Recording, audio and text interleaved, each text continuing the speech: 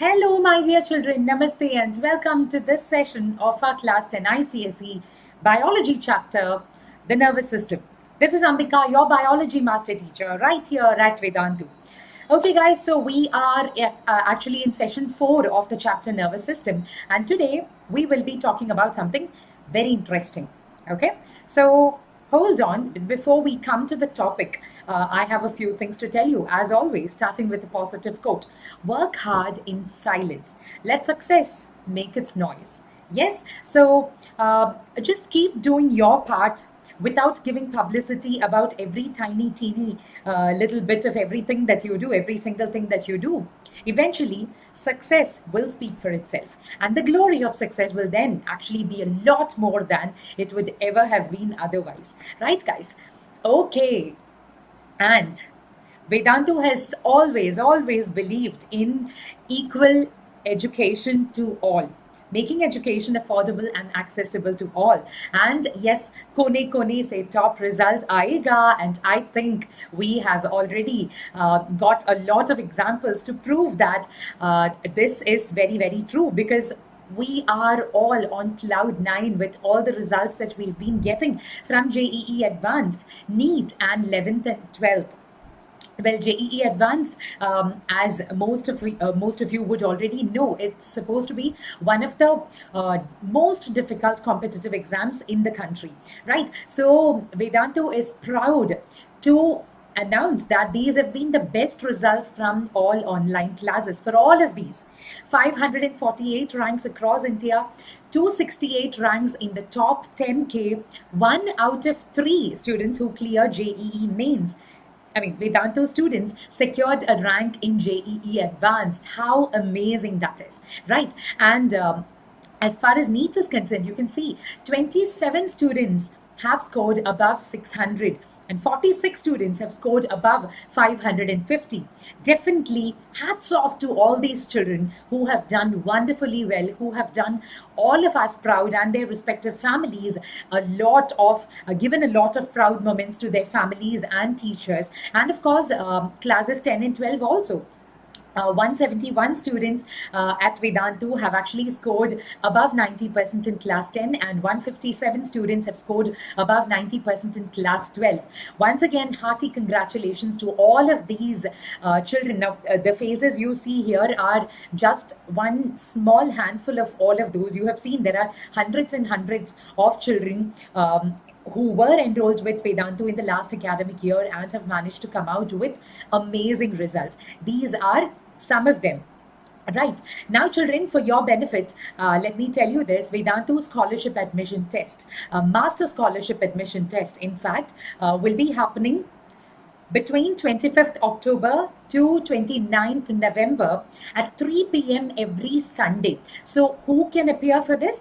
All students between grades 6th to 13th, okay, can appear for VSAT, for Vedantu Master Scholarship Admission Test. And for those of you who want to enroll for the JEE and NEET repeaters batch, the details are right here in the description box below. Do check out that, okay? Because all of these are available to you right now. And all of you guys who are interested in taking the VSAT test, well, I would personally suggest definitely go in for it, because of all of this scholarships worth rupees 100 crore in all is how much Vedantu SAT, or VSAT as it's called, is worth, and get up to 100% scholarship for JEE, NEET, and your CBSE exam preparation. Okay, guys, so just go ahead and give it a shot. You have nothing to lose. 3 p.m. every Sunday between 25th October and 29th November. All right, guys, and coming to the homework question I'd given you in the last class: how many spinal nerves are found in the human body? Right? So the answer is 31 pairs of spinal nerves. I've told you this in the last class, right? So how do we get 31 pairs of spinal nerves?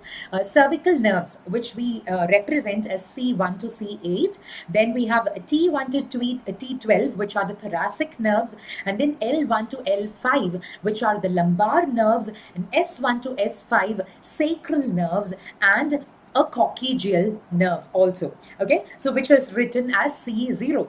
All right, so this is 8 plus 12.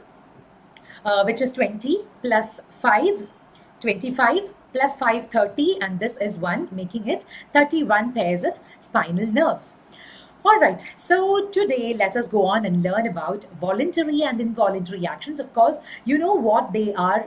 I know from your lower grades you must have learned in the context of muscle tissue and things like that. But we will be talking a little more about it. Mainly, our session is going to be, as I told you, something very, very interesting. The types of reflexes. Okay, we'll also be listing out some common reflexes in human beings, and we'll also look at how the nervous pathway for a reflex arc, what it looks like. All right, so let us get started. What exactly is voluntary action? Yes, this is an example of a voluntary action. Even my movement of this hand, or just if I get up and walk this way, it's an example of a voluntary action. Why exactly? Well, it is under the control of the individual's will. I decide to get up and walk. It is a voluntary action. It's not like unknowingly it's happening. Okay, if it's happening unknowingly or by itself without my voluntary control, I would call it an involuntary action, right? And our voluntary actions are commonly controlled by or all controlled by what we call the skeletal muscles or striated muscles, a type of muscles which we call skeletal muscles or striated muscles. Okay, and then about involuntary action. What are involuntary activities? Well, these are those activities which cannot be voluntarily controlled. Okay, so these are controlled by smooth muscles. There it was striated, and here it is smooth muscles. What are examples of involuntary actions? Movement of the food that you eat along the esophagus by peristalsis, and movement into the stomach, and even peristalsis within the stomach and movement into the small intestine. All of this occurs as a result of smooth muscles action. The smooth muscles which line your digestive tract, even in your respiratory system, in plenty of other systems in your body, in various other areas of your body, involuntary actions keep happening all the time, because I don't have to tell my food, like once I have eaten my food, I don't have to tell it, okay, go, go, go, go, go. And I don't have to literally do anything from outside. It's automatically taking care of itself. We just eat the food and forget about it. Everything else is taken care of by our body itself. These are examples of involuntary actions. Okay, now what are some stimuli? So you must, I mean, I'm sure you all know what stimulus means and what response means. Response to stimulus, right? So examples for stimuli are, stimuli can of course be of different kinds. Physical stimuli like touch, chemical stimuli like scent and taste, radiant stimuli like light, thermal stimuli like heat or cold, which is temperature based, or there could be electrical stimuli also. And always there would be a response from our body side for all these stimuli, right? Okay, now coming to reflex actions. So what exactly are reflexes or reflex actions? These are involuntary, almost instantaneous movements in response to a specific stimulus. Well, it is different from the other involuntary actions which I have told, but how is it different? Well, think about it. You must have experienced at least something similar to this. Touching a very hot pan, touching something very hot, at least touching hot water, or touching something very sharp, of course. I warn you, don't try it out like on purpose. That would be a voluntary action, okay? It won't be a reflex action there. By chance, when you're walking along the road barefooted or something, if it happens to be there, if something sharp like this happens to be there, you might automatically be like, ouch, I stepped on something very sharp, and you would have this tendency to pull back your foot. That's an example for a reflex action. You're ironing your uniform shirt. By chance, you happen to touch the hot iron part. And you would be like, ouch, I touched something very hot. And automatically, you end up withdrawing your hand. But have you actually noticed many times when you touch something very hot, don't try it out, okay? Once again, I'm telling you, just try recalling the examples of whatever you have experienced similar to this, and try relating it to that. If you touch something extremely hot, the immediate tendency would be to pull back your hand, right? Actually, you start feeling the pain in your skin maybe like a microsecond after you have withdrawn your hand, right? But how is it that you were able to respond to it so quickly? That is what a reflex action is. It has the ability to save your body from emergency situations. Thanks to nature, we have been designed in that kind of a manner, right? So reflexes or reflex actions, once again, let's look at the definition, are involuntary, almost instantaneous movements in response to a specific stimulus. Other examples of reflex action could be flushing of tears to remove particles. If something, some dust particle or something, some irritant happens to enter into your eye, what would happen? Your eyes start watering, like tears start flowing out of your eyes. It's a natural reflex. You don't have to tell your eyes to do that. It's naturally occurring in order to try and eliminate that foreign particle. Shivering when it's too cold, dilation of pupil in the dark, or constriction of pupil in bright light. All of these are examples of reflex action, right? And let us now move on and compare involuntary action to reflex actions. Now, I told you both of these are different. Well, actually, the truth is, all involuntary actions need not be reflex actions. Because think about the example of involuntary action I have told you, movement of your food through your gastrointestinal tract, through your alimentary canal. Do you think that's a reflex action? No, it's not an emergency situation. It's something that your body is automatically taking care of by itself, involuntarily. But what is a reflex? Well, reflex actions are always involuntary. Okay, because reflex actions are never ever under voluntary control. Okay, they automatically just occur. Think about all the examples I have told you, that eyes producing tears, and maybe you cough when you happen to eat something and the food might have entered into your respiratory tract. That is also an example of a reflex action. It's automatically happening, involuntarily happening. So all involuntary actions are not reflex actions, but all reflex actions are involuntary. Now, involuntary action is any action performed without thinking, like balancing of our body, beating of heart, breathing. All of these are examples of involuntary action. Now, reflex action is slightly different in the sense that it's a quick response to a stimulus without even thinking, such as blinking of your eye, especially when something enters into your eye or something like that, moving your hand, withdrawing your hand on touching a hot object, and so on. In fact, without any amount of thinking, reflex actions are happening. That is actually why you feel that pain only a little later. I'm not saying like minutes later, a fraction of a second after you have actually withdrawn your hand. Okay, try noticing it the next time you experience something like it. Okay, then involuntary action involves the hind brain, or also the endocrine system. Okay, which is the system of your hormones and endocrine glands. Reflex actions involves relay neuron in the spinal cord or in the brain. Okay, so what are relay neurons? Well, I will tell you all of that in the minutes to come, but this is basically the gist of the difference between involuntary action and reflex action. Okay, now have a look at this. In the first one, Mr. Simpson is like screaming. He's driving a car, and probably like he's thinking about something while driving, and maybe he something suddenly like jumped in front of him. Could be an animal or something, or maybe there was a tree or a wall suddenly in front of him that he noticed, and then he's screaming and suddenly applying the brakes. Okay, then I'm not sure how many of you are very fast in typing, and that too, you may be able to, some of you may be able to type by just looking at the screen without even having to look at the keyboard, right? In fact, these are also examples of a different kind of reflex. In fact, they are what you learn through experience, and as a result comes to you as a reflex. Learned behavior is what these are all.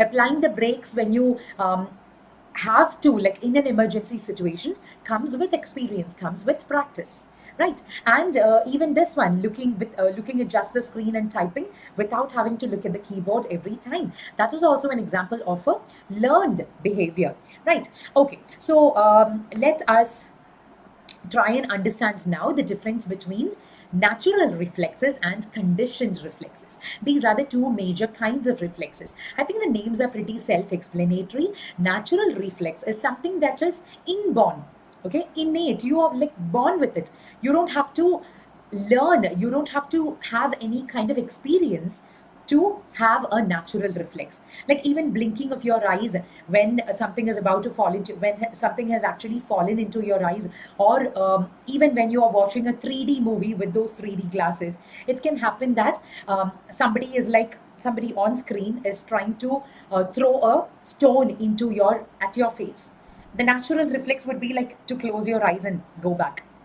It's a natural reflex. You don't really have to experience it to know that you have to close your eyes, right? It's a natural reflex. Even touching a hot object and withdrawing your hand is an example of a natural reflex. Whereas a conditioned reflex is something that's acquired as a result of life experience. Okay, natural reflexes are species specific. Okay, certain species have certain natural reflexes that they are born with. Conditioned reflexes are individual, like different to each individual organism, different to different human beings, or different to different individual, any species organisms. Okay, then natural reflexes are specifically related to the stimulus. Conditioned reflexes may be brought about by conditions totally different from the initial stimulus. What does that mean? Well, there is a very, very interesting story which I will be telling you, which will tell you more about conditioned reflexes. Okay, so stay with me. And then natural reflexes can actually occur without the brain cortex, whereas conditioned reflexes need action from the brain's cortex. Okay, now, natural reflexes, because you're born with it, most of them are for a lifetime. Whereas conditioned reflexes can either be temporary or permanent. Many of them can be temporary and may disappear also. Okay, so now let us look at a few common examples. I've just listed out a few common reflexes in human beings. Some natural common reflexes in human beings are knee jerk.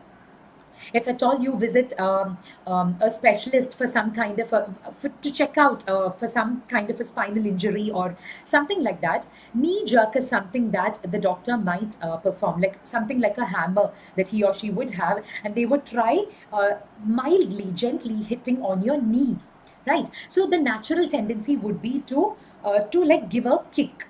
That is actually called the knee jerk activity, and it is actually a natural reflex. If your reflexes are working normally and well enough, you would have the tendency to kick when the doctor hits on your knee with the hammer like structure. Okay, closing of your eyelids, of course, when you look at something very bright or when something enters into your eyes, that is an example of a natural reflex. Withdrawal of your hand when you touch something hot. Peristaltic reflexes can also occur. Coughing reflexes, sneezing reflexes. Well, peristaltic reflexes are very rare because, as I told you, it is more of an involuntary activity, but it can also occur. If you actually think about it, there can be situations where such reflexes can also occur. Coughing reflex, I have told you. Sneezing reflex also. If you have like people, especially people who are allergic to dust and so on, might have the tendency to keep on sneezing. That is a reflex because your body is trying to get rid of it. Okay, conditioned reflexes. What are the examples for that? Well, standing up when your teacher enters the classroom. Well, I don't know how many of you do this in online classes these days, but then at least in your school, definitely, when the teacher enters the classroom, right from your kindergarten days, your teachers have trained you like that. It's part of good manners, right? Especially in India, it's like because we believe in Mata, Pita, Guru, Devam. We have to give equal respect to our parents, our teachers, and all elders, of course, right? So standing up when the teacher enters the classroom is a conditioned reflex because you have learned it right from a young age. You have learned it. But if you make a toddler sit inside your classroom, like a 1-year-old or an 8-month-old baby to sit inside your classroom, when the teacher walks in, would he or she know that he or she has to stand up? No, definitely not, because they have not learned it by then, right? But now, by the time you reach like primary school, you guys know that you must stand up when the teacher enters the classroom. Tying shoelaces, playing a musical instrument also is actually a conditioned reflex because you learn it. giving a hand signal, applying brakes, the example of Simpsons, which I have given you, right? All of these are examples of conditioned reflexes. Even traveling along a particular route, those of you who used to use a cycle to your school, might be familiar with certain ways, certain roads, certain routes, right? Even if you are like thinking about something else, automatically within like 5-10 minutes, if you suddenly gain consciousness and look at the roads, you might be like, thankfully, if everything has gone well, you would be at the right place at the right time. That is because you have already learnt it, and in your subconscious mind you already know the actual route to it, right? Now, coming to a very, very interesting experiment that a Russian physiologist by the name Ivan Pavlov performed. Now, Ivan Pavlov, as I said, was a very famous Russian physiologist. He is most well known for his experiments on classical conditioning. Okay, animal behavior, a set of experiments which he performed on dogs. So, what exactly did Pavlov do? Um, Now, I think all of us would know that if you, especially those of you who have dogs as a pet animal, would definitely know that upon the sight of its favorite food, a dog would have the tendency to salivate. Right? It naturally occurs. It's an unconditioned stimulus, and this response is also unconditioned. You don't have to teach a dog to salivate at the sight of its favorite food. Now, my pet dog, Donna, she, like, the moment she smells of anything that's her favorite, like it could be, she's very, very fond of dairy products, but unfortunately not all dogs are like fit enough to eat dairy products of all kinds. But then she is so fond of paneer, ghee, butter and all of that, that just upon this, like a little bit of smell of her favorite food, or even her favorite dog food, whatever it may be, she would start salivating it. She'll be like literally waiting for us to come near her and feed her. It's an unconditioned response. And then the next one that you see here is before conditioning. Now, this is what we call before conditioning. Okay, ignore those titles for the time being. This is an incident which I have told you. Now, forget about the food. If you just went and stood near a dog and rang a bell or whistled, there would be no response really. The dog would probably think, okay, this guy is crazy, he's doing something. Uh, I don't know what he's doing, and it would perhaps have no response at all. It's a neutral stimulus that's not meant to stimulate the dog or anything. It's just there, it's just an action that's there. So, what Pavlov did was he tried ringing a bell, which here is written as a whistle. So, whatever. Anyway, the idea is to make us understand the overall inference of the experiment. So, there was no response, no salivation from the dog's side. And then, what Pavlov did was, next step, he tried training the dog to the sound of a bell by ringing the bell or whistling every time he served food to the dog. Okay, for a few times, for a few servings, for a few days, he tried doing this to his dog. Okay, every time it was time to eat, he would have the bowl of food ready, and at the same time, he would also ring the bell. Okay, and the dog would start salivating. Okay, because the food is there, the dog is responding to that actually. But then in the process of that's happening over a few days, over a period of a few days, what happens is eventually it came to a condition where, here if you look at image 4, you can see that the dog came to a situation where even without the food, if he happened to hear the sound of the same bell or the same whistle, he would start salivating. Why is it so? Interestingly, before conditioning, food was something that naturally stimulated the dog to salivate. And before conditioning, the whistle or the bell did not initiate any response. During conditioning, both of them were together sort of associated, okay, and presented to the dog. And after the conditioning period, or after the training or the learning period, it came to a condition where the stimulus, which was earlier considered to be a neutral stimulus, has now become something that's giving a conditioned sort of response, salivating upon just hearing the bell or just by hearing the whistle. Yes, Actually, yes, that actually brings me back memories of my pet dog Donna also. So Donna also, what she would do is initially just like this, just by smelling food she would come and eat, but eventually she, like, as long as we were in Bangalore, she could like understand just by one glance of the milk packets we get in Karnataka. Nandini is like the most popularly used brand of milk in Bangalore in Karnataka. Just by one glance at the color of the milk packet, she would know that something that she loves is there.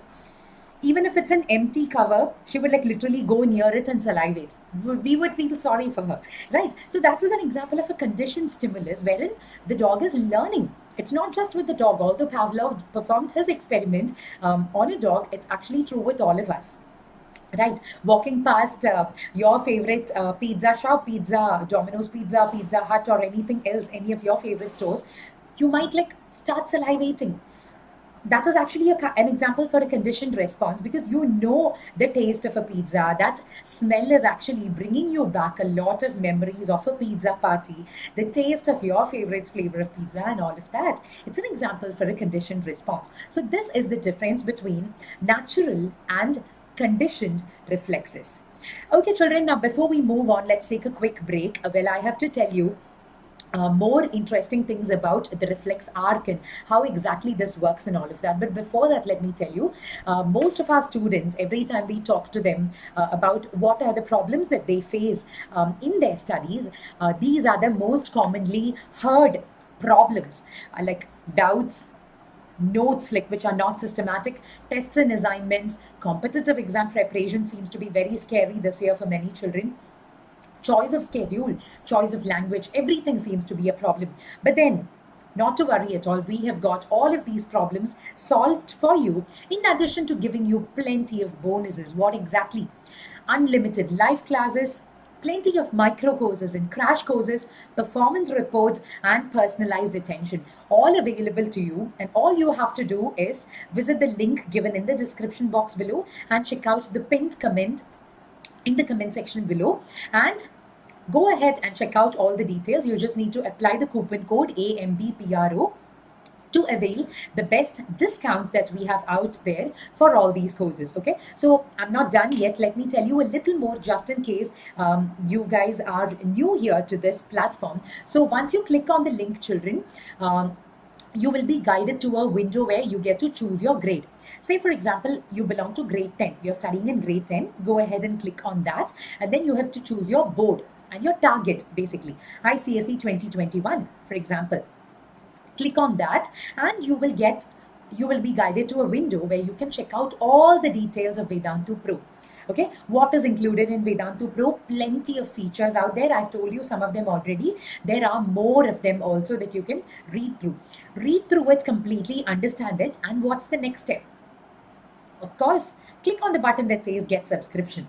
Now, what does it mean, get subscription? So you can either subscribe to Vedantu Pro for 1 month, for 3 months, or for 6 months. Okay, so every time I say this, children are like, how much does it cost? So that's the big question, right? So we keep everything transparent to you so that you are completely clear about everything. For a 1 month Pro subscription course, you would have, which means for 30 days, you have unlimited live interactive classes, test series and analysis, assignments and notes after every single session for not just one subject, it's for all your major subjects, all your core subjects, including science subjects, math, SST, English, all of these, okay, available to you normally at rupees 2,699, but currently, with the offers that we have ongoing, you can go ahead and apply the coupon code AMBPRO and get it reduced to 2,159.2. Okay, this is an example for a 1 month of Pro subscription. And then for 3 months, normally it's charged at rupees, it's priced at rupees 6,999, which means for 3 full months, roughly for about 90 odd days, you get unlimited sessions, test series and analysis, assignments and notes after every single session. The advantage is that you remain tension free for a slightly longer period of time, which is 3 months. Okay, it's normally priced at 6,999, but then apply this code AMBPRO to get that amount reduced to 5,599.2. So do remember, children, the price that I'm telling you is for the entire package together. It's not per subject. Okay, for all your subjects together for 3 months, it's just this much. And for 6 months, for those of you who want to think about a longer period subscription, a longer term subscription, it's right here. For 6 months, it's normally priced at 11,499, but you can again apply the same code AMBPRO and get it reduced to 9,199.2. Okay, so that's about it. Think about it, children, because I would like you to make a decision, make an informed decision, which is how can you actually make it? Well, I have told you all that I could, but be aware of the fact that this is something that is very, very reasonably priced, and at the same time, it's very, very good in terms of quality content also. To have a balance between being pocket friendly and good in quality is not something very common in the country or in the world for that matter, right? So we have it here for you, available at such pocket friendly prices. So go ahead and do your research also about it. Think about how much it would cost you per session, and then I would want you to come to a decision, right, children? Okay, so let us now move on to understand the mechanism of these reflexes. I've told you a lot about examples of reflexes, but how exactly do they work? Well, in this example, you can see that there is a man who is like holding his hand on top of a flame, right? So what happens is this nerve, we call it the sensory nerve. We call it a sensory nerve, which tells the spinal cord that the flame is hot. Not the brain, it's telling the spinal cord that the flame is hot. Why the spinal cord and not the brain? Why do you think so? Well, I'll come to that. And as a response, what happens is the spinal cord sends a message through the motor nerve to move the hand. And this guy ends up taking his hand off. Now coming to the question, why the spinal cord and not the brain? Is it true with all reflex actions? Well, that is something that you have to think about. But in this case, the spinal cord, if you look at it, you would know for yourself, the spinal cord is closer to this hand as compared to the brain. The distance between the hand and the brain is more than the distance between the hand and the spinal cord, right? So, because it's an emergency situation and your body is designed in such a manner that it will help you in times of danger, just like your adrenaline pours and fight or flight response and all of that, your spinal cord also initiates a majority or takes care of a majority of reflexes. So what the spinal cord does is, remember when I told you about the central nervous system, I told you that the spinal cord actually acts like the vice president. If the president is your brain, the main control center, if it's your brain, spinal cord acts like the vice president, acting in association with the brain to make decisions. So the most intelligent decisions are made by the brain, of course. But in such situations, the spinal cord is like, okay, I'm good enough to make an informed decision in such a situation, because all I need to do is save this person from the emergency situation. So I don't need to go to the main head, which is the brain, to ask for his permission or approval. I can very well initiate my response, and the spinal cord decides to make its decision at such an emergency situation and allows you to pull back your hand in such an emergency situation. Okay, so talking about it at a deeper sense, the nervous pathway in reflexes, children, from your exam perspective, this pathway is very important. Okay, so pay careful attention. This is very much related to the example we have seen, because imagine this to be your skin, which is the point that comes in contact with the stimulus, okay, with the stimulus, which in this case is the flame, or it could be anything sharp, or whatever it may be. Okay, so the spinal nerve, the sensory spinal nerve is, through it, the stimulus is passing, and information is going through the spinal ganglion. We call it the afferent neuron, which is passing the information on to the gray matter in the spinal cord. Okay, what exactly in the gray matter? This is a neuron which is called interneuron, which acts as a sort of link between the afferent neuron and the efferent neuron. Right. So think about it in case you have missed my previous session where I have told you a little more about the peripheral nervous system.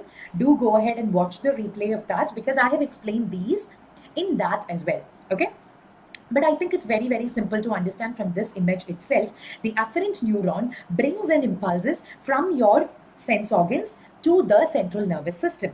And in the interneuron or the relay neuron or the association neuron, it acts as a sort of link and the response is initiated by the central nervous system.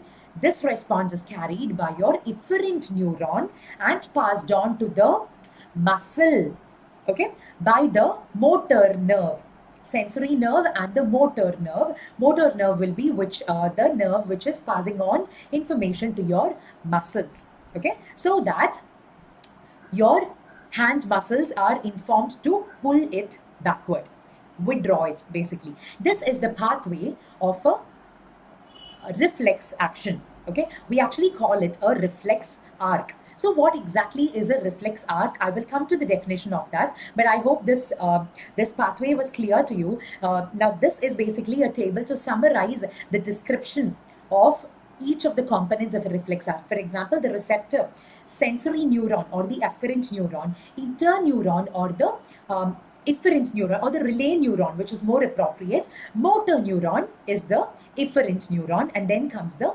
effector organ.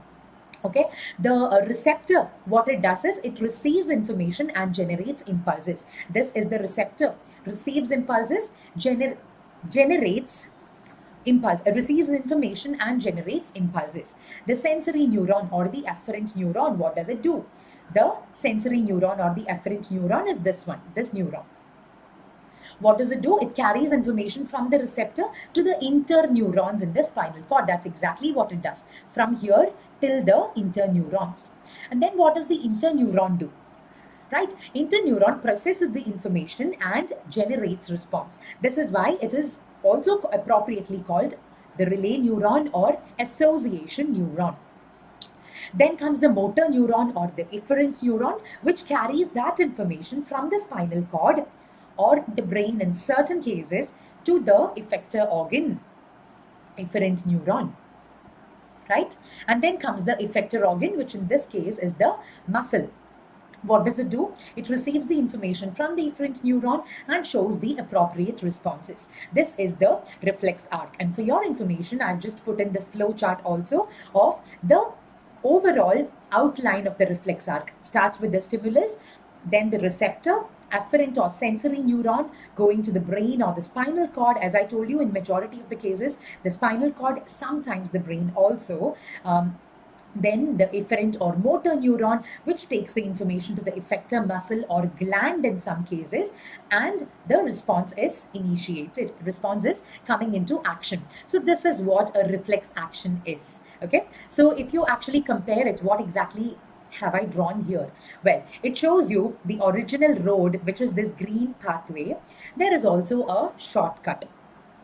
Now, when you have all the time in the world, like if your school starts at 8 a.m. in the morning and you have to be there by, say, for example, 7:45 a.m., you're starting from home at 7 a.m. Say like you have so much of time remaining, you will reach your school within 15 minutes of walk. Okay, you decide to take the original road, the normal long route which you are used to taking, right? What happens when you are running short of time? Yeah, suddenly like one day you wake up late, you look at the time, you have to be in school at 7:45, but you wake up only at 7:30. Like immediately you pack up everything, you get dressed up, you may or may not have your breakfast and coffee, and you like decide to rush out and take the shortest possible route.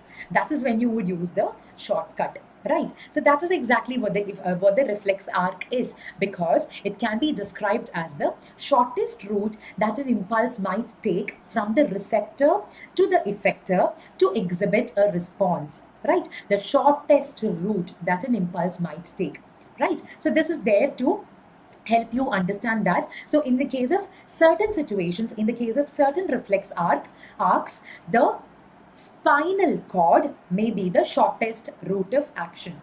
whereas in certain cases, the brain might be the shortest route. Okay, that's a different thing. But for most reflex actions in the body, if you think about all activities which happen from the neck and below it, right?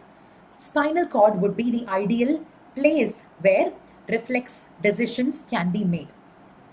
Whereas decision making and conscious decision making can afford to have a more longer process or a longer intelligent thought process, and that is when it would go through the longer route, which is the brain in all these cases. Okay, so let us quickly try and answer a couple of questions to see how much we have understood about these. Get ready, guys. Which of the following is responsible for control of most reflex actions? Okay. Sensory nerves, motor nerves, sympathetic nervous system, spinal cord. Which of these is responsible for control of most reflex actions? And your time is up. Most certainly, the answer is the spinal cord, of course. Now, moving on to the next question. The reflex which is independent of experience is termed as, the kind of reflex which doesn't really require any prior experience. What is it called? Conditioned, sensory, natural, or none of these? Well, your time is up. The answer is, of course, natural reflex, something that naturally occurs, something that you're born with, innate reflex. Now, come to this image. It's a diagram based question. Identify the part which is labeled as number 7 here. What is it? Is it the receptor? Is it gray matter? Is it the spinal nerve, or is it the effector? Which of them? And your time is up. The answer is effector, of course. Receptor would be the skin in this case. Okay, so very, very well done. Children, let me remind you, do remember to take care of your brain because it works so hard for you. Sleep, meditate, and eat well. Take care of it. And let me remind you that you now know about voluntary and involuntary actions, types of reflexes. I've told you some common reflex examples in human beings, and nervous pathway and reflex arc. Okay, so here is my homework for you for today. Are all reflexes controlled by the spinal cord?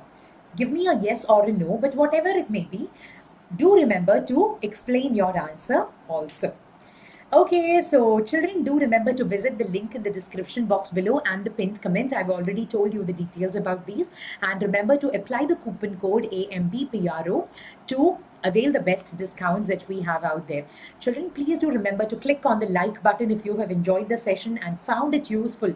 Most importantly, do remember to share it with all your ICSE class 10 friends and anyone who you think would benefit from this, because sharing is caring, right? That's what we always strongly believe in. And stay subscribed to the channel. In case you've not subscribed to the channel Vedantu 9th and 10th English, please click on the subscribe button right now so that you don't miss out on any of the interesting updates that we come up with on a daily basis, on an absolute regular basis on this channel.